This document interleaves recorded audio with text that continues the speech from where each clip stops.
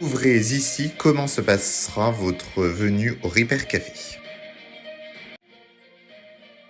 Mission, moi, c'est de recevoir les gens qui viennent avec leur appareil à réparer, à seule fin qu'on puisse les guider vers les réparateurs et ensuite que les fiches nous reviennent pour pouvoir savoir si les objets sont réparables ou non. Et pour faire cela, donc t'es pas tout seul, t'es accompagné de toute une équipe, voilà, accueil derrière. On est en train actuellement de classer nos fiches par numéro. D'accord, à seule fin de pouvoir les repérer facilement quand on a beaucoup de monde. C'est beaucoup plus facile par des chiffres que par les chiffres. Donc il y a l'inscription préalable, on l'a compris, voilà, et les tableurs qui en ressortent. Après, une fois arrivé sur le Repair Café, comment ça va se dérouler pour le visiteur qui ne connaît pas du tout le Repair Café? Il y a différentes étapes stratégiques au niveau accueil, je suppose. Oui. Donc donc l'accueil, bien sûr, c'est comme ça veut dire, c'est l'accueil. On accueille les gens et là ensuite on leur remet leur fiche d'accueil visiteur, qu'on prendra le poids. Ce qui est super important pour nos partenaires à titre statistique. Effectivement pour les partenaires. Même la fondation aussi. Des matériels qui seront détruits ou non. Nous, on leur fait remplir une fiche pour nos décharges à la fois. Qui est le règlement de la fondation Repair Café International. Donc voilà, et puis ensuite ils sont pris en charge tout le long. Vous l'avez compris, l'accueil au Repair Café, c'est beaucoup de contacts humains, c'est beaucoup d'échanges, et puis surtout d'échanges dans l'objectif de sensibiliser la population. Donc ça, une fois donc c'est fait, du coup, quelqu'un viendra chercher le visiteur pour l'orienter vers la position prédiag s'il y a nécessité. Si c'est un appareil électrique, d'accord. Si vers un réparateur direct s'il s'agit d'un appareil électronique. Bonjour Jean-Luc. Bonjour Antoine. On est donc sur la partie pré-diagnostic électrique Repair Café Tour. Est-ce que tu peux du coup nous expliquer ce que tu vas demander dans un premier temps à une personne qui arrive par exemple avec son aspirateur ou sa cafetière ici au pré-diag, une fois sa fiche objet remplie? Alors, la question toute simple, c'est où est la panne? Quelle est la panne? Là, c'est la première. Et puis, savoir au niveau effectivement sécurité et autres, savoir si l'appareil ne fait pas déclencher l'installation électrique à domicile.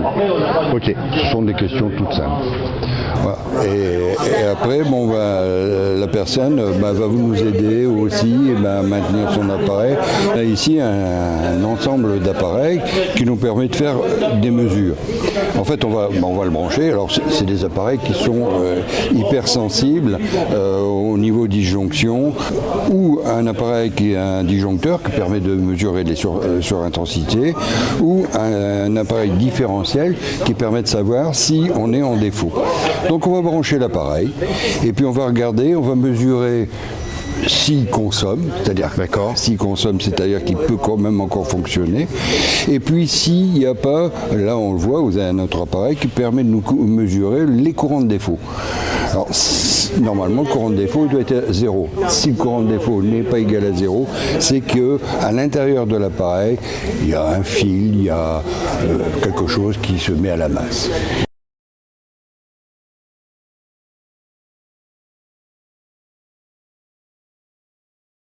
Le problème, Olivier, du coup, sur cette machine à coudre là? Apparemment, il y aura un problème au niveau du bloc de tension.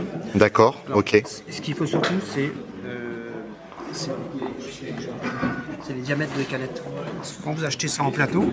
La canette, elle se situe où, là, sur la machine? Je pense que vous l'avez acheté au plateau, tout ça, complet? Il y en a certaines, mais il y en a d'autres, ça vient de la machine. Voilà.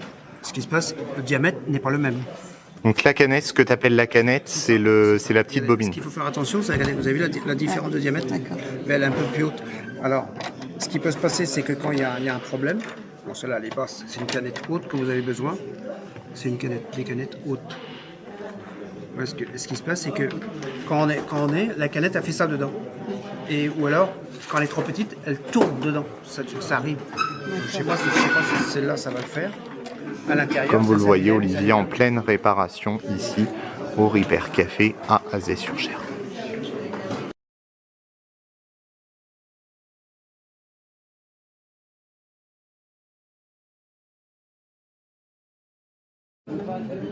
Attends, elle revient pas.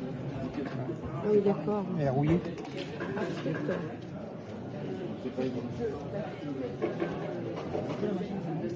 Ah, là, c'est très très minutieux là au niveau du démontage. Il y a une petite clavette. Il y a de la lumière. Là, une petite clavette. Je vais enlever la petite partie métallique. Ça m'a l'air. Alors, c'est la dame qui va le faire, d'accord? Voilà. Donc là, l'objet en fait, c'est de desserrer pour pouvoir accéder au contrôle de cette fameuse pièce.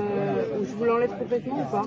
Je vais tenir parce que Il y a un premier contrôle visuel, bien sûr, qui a été fait par le bénévole réparateur. Il a détecté déjà une anomalie au niveau de l'élément que vous avez juste ici.